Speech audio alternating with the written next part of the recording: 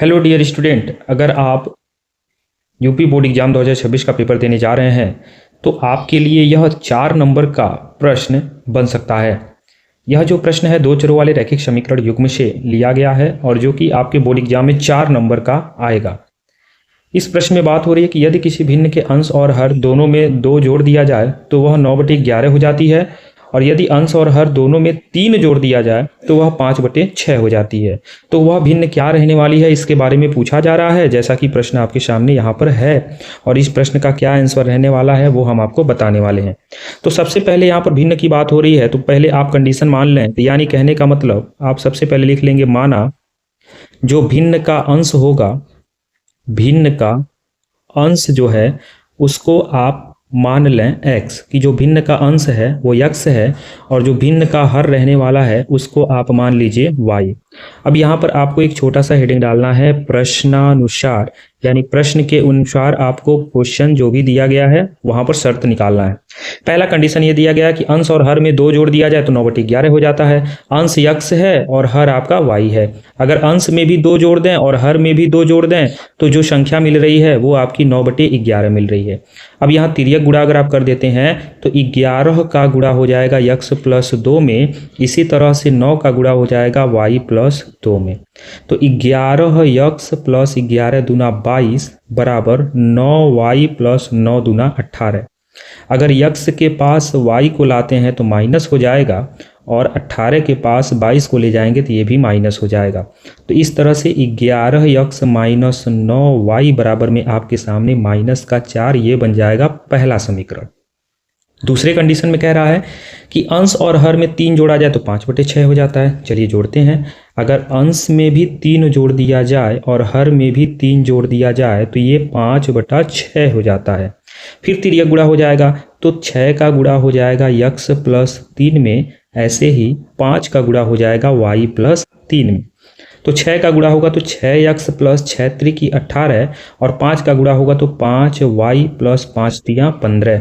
तो 6x के साथ -5y अगर होता है तो 15 के साथ 18 माइनस होगा। तो 6x - 5y बराबर 15 से 18 जाएगा -3 बन जाएगा समीकरण नंबर 2।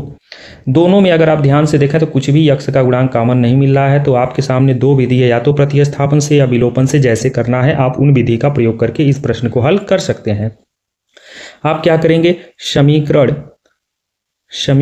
1 में 11 से गुणा कर दीजिए और समीकरण 1 में आप क्या कर देंगे, 11 नहीं, 11 तो है ना, 11 x का गुणांक 11 है और दूसरे में 6 है तो 6 से कर दीजिए। 1 में 6 से और समीकरण 2 में 11 से कर दीजिए। समीकरण 2 में गुणे क्या कर देंगे, 11 से। तो समीकरण 1 में 6 से गुणा करेंगे तो 11 × 6 = 66x minus 9 × 6 = 54y minus 6 × 4 = 24 minus का 24 बन जाएगा इक्वेशन नंबर 3।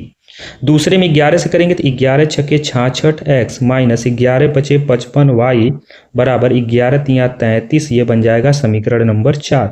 अब इन दो समीकरणों को हल करना है तो x का गुणांक बराबर हो गया तो आपको क्या करना है, घटाना है। तो लिख देंगे घटाने पर, ये विलोपन विधि में बता रहा हूँ, यहाँ माइनस चिन्ह बदलेगा, माइनस है तो प्लस बन जाएगा और माइनस है तो प्लस बन जाएगा, ये कट जाएगा।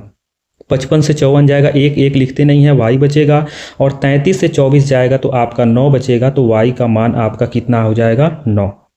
y का मान आपका कितना निकल के आया है, 9 निकल के आया है। अब जब y का मान 9 निकल गया किसी भी समीकरण में रख दीजिए।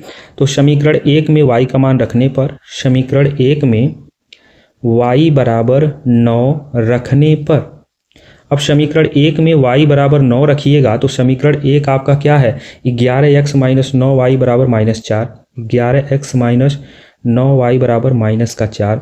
तो 11x - 9 गुणे 9 बराबर -4।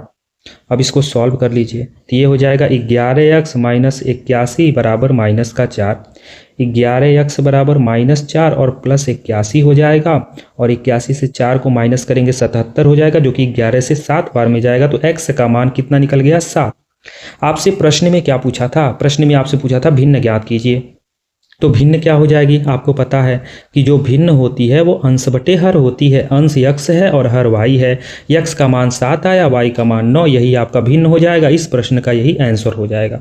आई होप इस क्वेश्चन को हमने बहुत बेहतरीन तरीके से समझा दिया, आपको समझ में आ गया। तो लाइक कीजिए, अपने मित्रों तक शेयर जरूर कीजिए। ऐसे ही नेक्स्ट वीडियो में हम एक और इम्पॉर्टेंट क्वेश्चन लेके आएंगे जो आपके बोर्ड एग्जाम में 4 या 6 नंबर जरूर दे के जाएगा। मिलते हैं नए वीडियो में। धन्यवाद।